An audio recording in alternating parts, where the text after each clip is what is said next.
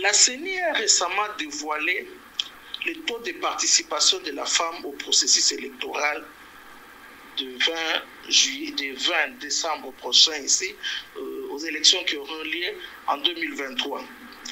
17% des femmes simplement ont participé sur les 24 000 candidatures réceptionnées.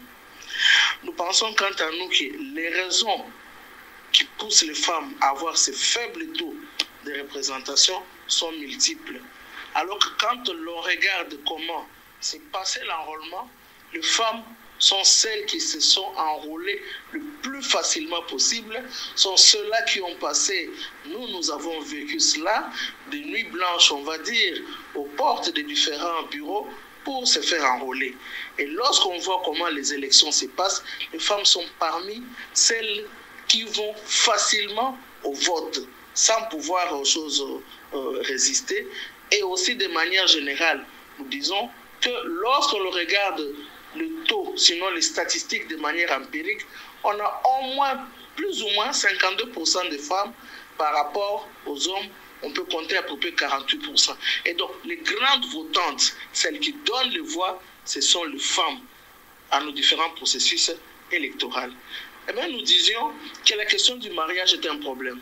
Surtout pour celles qui viennent du Congo profond, un mari qui accepte que la femme passe au moins 3 mois à Kinshasa, parce qu'il y a des plénières, et pendant ces 3 mois, laisser les ménages dans le Congo profond, c'est un sérieux problème.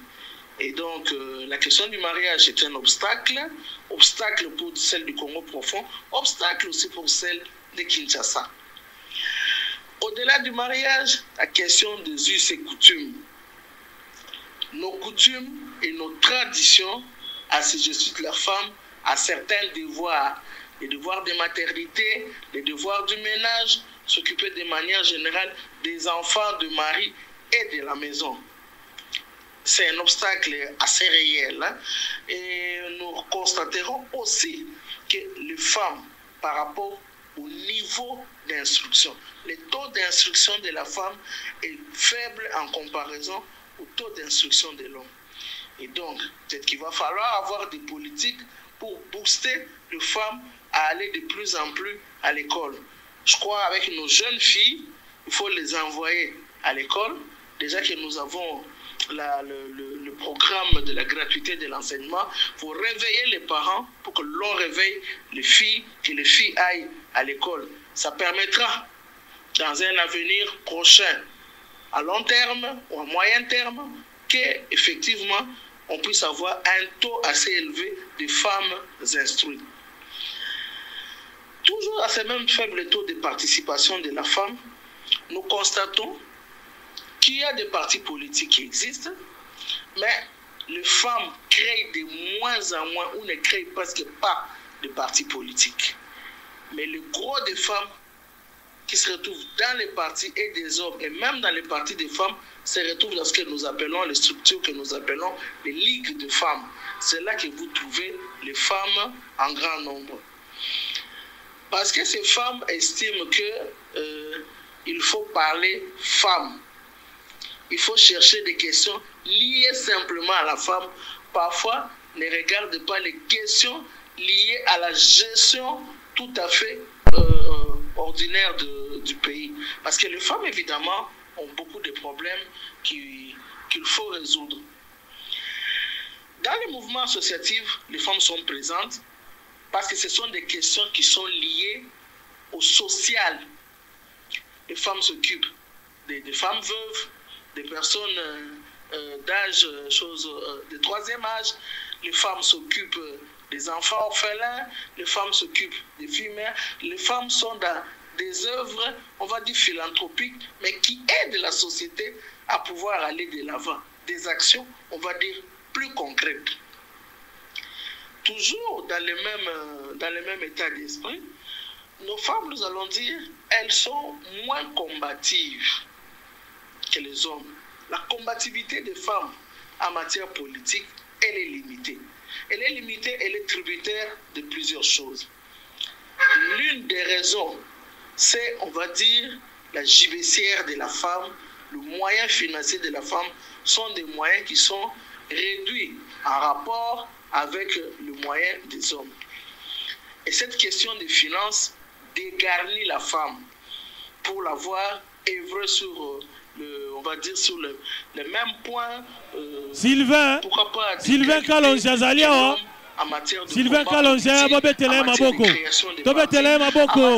simplement de la réflexion pour voir comment la République, comment elle peut participer à pouvoir gérer la République. La question des finances est une question cruciale.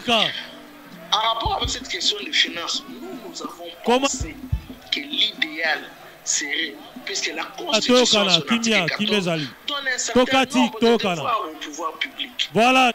Que c'est celui de pouvoir participer, booster la femme pour qu'elle puisse s'épanouir et obtenir les mêmes taux, on va dire, de participation au niveau national, au niveau local, au niveau provincial, à tous les niveaux pour pouvoir gérer aussi la République. Et donc nous pensons qu'il va falloir, au-delà de ces dispositions, que le gouvernement crée une structure, un fonds d'appui pour la femme qui veut s'engager en politique. Au moins, de ces fonds-là, la femme pourra œuvrer dans les milieux politiques, elle peut créer le parti, les femmes ambitieuses peuvent voir comment postuler, comment faire la campagne, et ça va leur permettre activement de participer à la gestion de la chose publique. N'oublions pas, on ne va pas dire une vérité d'évangile, mais que les femmes qui se retrouvent dans des partis politiques qui sont créés par les hommes sont aussi tributaires de certaines questions, on va dire, d'harcèlement ou de mise à côté.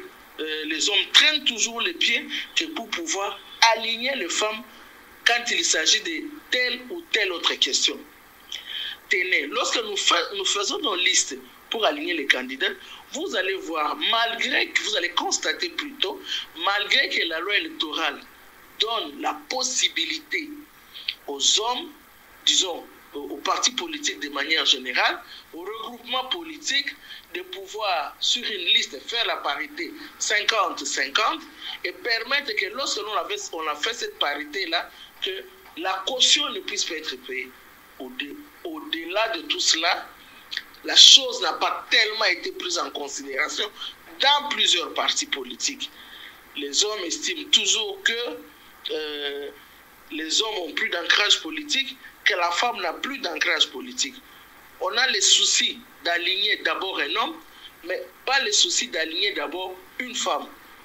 Nous l'avons vécu, nous avons discuté, mais nous ne nous fatiguerons pas de continuer à discuter parce qu'il va falloir qu'il y ait un réveil réel de la femme. Parce qu'il va falloir, puisque aujourd'hui nous avons le président de la République qui est en train de pousser la femme, chose de la RDC, à pouvoir atteindre la parité, même si dans les différentes institutions, quand nous comptons aujourd'hui, on est plus ou moins à 30%, mais il faudra maintenant que cette femme puisse être accompagnée par le pouvoir public pour y arriver. Que cette femme qui se trouve dans les partis politiques puisse être aussi accompagnée par les chefs de partis politiques que pour y arriver. Nonobstant tout cela, la faute aux autres, oui, mais la faute aussi à la femme elle-même. La femme a toujours une espèce de léthargie, une espèce de manque de détermination que lorsqu'elle veut s'engager en politique.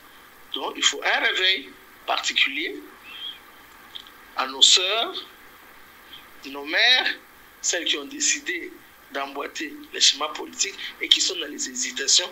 Il faut, on va dire, des mesures incitatives pour que cela permette aussi à ce qu'elles se réveillent, que cela permette aussi à ce qu'elles puissent participer à la gestion de la chose publique.